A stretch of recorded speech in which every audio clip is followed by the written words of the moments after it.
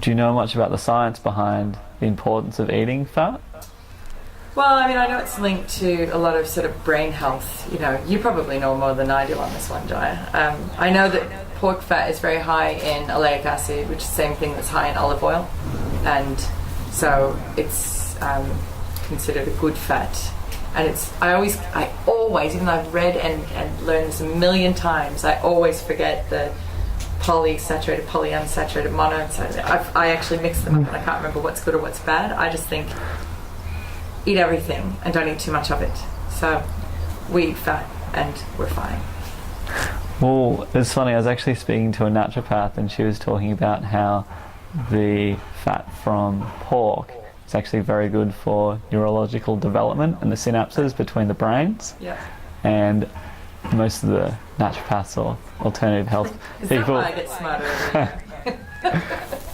Well, I'm sure it doesn't hurt, but I guess when you even when you just look at all the cells in our body, they all contain membranes to allow different nutrients and things to come and leave the cells. That's all covered with a portion of fat, just a membrane. So if you don't eat enough fat, as far as I'm aware, and the research shows, it's like can cause significant health problems. Yeah, I would believe that. I mean, I've known people who cut fat out of their diets entirely and don't end up healthier for it.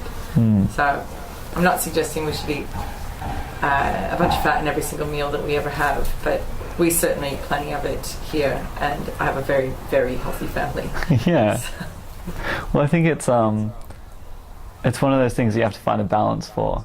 There's no need to go out to the extremes. It's just about, okay, so what type of fat is good to eat and how much of it is good to add. Yeah, and the biggest lie we ever got sold back in the sort of 70s and 80s was that margarine was a better option than butter, right? And that's a disaster. It's not good for you at all. And I worked that out when I was 19. And I had high cholesterol because it's in our family. And so, I was 19. I was a skinny little 19-year-old girl. They said, oh, you've got your mother's high cholesterol. We're going to put you on a no-fat diet. So you're going to have this heart smart margarine, right?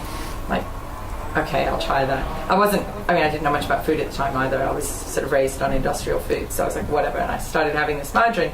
And it was disgusting and I hated it. But one day, I put it in the microwave to melt it. So I could put it on popcorn. And after a minute, I opened the thing and it hadn't even begun to melt.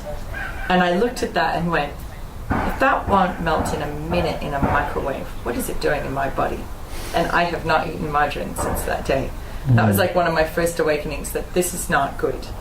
So we don't have any of those kind of fat substitutes or rubbish like that around here.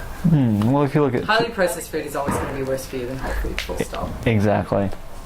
We'll keep it at that. Yeah.